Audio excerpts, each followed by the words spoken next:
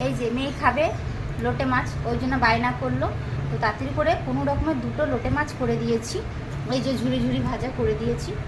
তো এই যে আমার মেয়ে এই যে খাবার হয়ে গেছে, এই যে খাবার হয়ে গেছে। এই যে স্কুল যাবে খেয়ে সকালের খাবার। এই যে ডাল, পটল বাটা, আলু সেদ্ধ ওইখানে আছে। আর এই যে লোটে মাছ তাড়াতাড়ি করে বলছে আমাকে লোটে মাছ এক্ষুনি ভেজে দাও, আমি সেই 4টের সময় স্কুল থেকে আসবো, আমার যেন মনটা ঘরেই পড়ে থাকবে, আমি তাড়াতাড়ি করে লোটে মাছ খাবো, লোটে মাছ খাবো। দিয়ে ওকে তাড়াতাড়ি করে এই যে দুটো ঝুড়ি ঝুড়ি ভাজা করে দিচ্ছি। কিন্তু নুনটা একটু বেশি, একটু হয়ে গেছে নুনটা।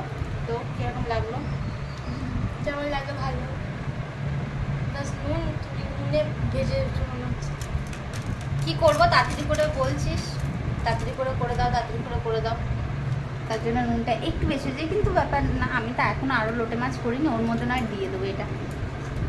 তো ভাবি আজকে কী খুশি, লোটে মাছ। আমার মতন কে কে লোটে মাছের পাগলা বা পাগল আমাকে কমেন্ট করে জানাবেন। আমার তো প্রচণ্ড ভালো লাগে। আজ আমি কতদিন পর খাবো, লাস্ট কবে খেয়েছিলাম আমার তাও মনে নেই। 1-2 বছর আগে হবে। হ্যাঁ, পুরো 1 বছর 1.5 বছর তো হবেই। এবারে ডিসেম্বরে গেলাম বাপের বাড়িতে, কালী পুজোর সময়তেও গেছিলাম একবার, তখনও লোটে মাছ খেতে পারিনি, বাজারেই আনেনি। আজকে বেশ এনেছে। এবারে ডিসেম্বরেও গেলাম না, কালী পুজোর সময় গেছিলাম আমার পিসির বাড়ি, মানে পিসির বাড়ি বলতে আমাদের বাড়িতে। আমার পিসি আনেনি, বাজারে পাইনি। তার মধ্যে আবার ডিসেম্বরে গেছিলাম, ডিসেম্বরেও খেতে পারিনি। তারপরে মার্চে গেছিলাম, মার্চেও খেতে পারিনি। তো আমার ওই মাছটা এতটাই প্রিয়, আমি জানি আমার দিদা, আমার জেঠিমা, যাদের বাড়িতে যাই তারা আমার জন্য এই মাছটা আনেই আনে। কিন্তু এবারে সত্যি করে পাইনি। আমার মাসিরাও চেষ্টা করেছিল, আমার মাসি চেষ্টা করেছিল আনার, কিন্তু পাওয়া যায়নি। তো ওই যে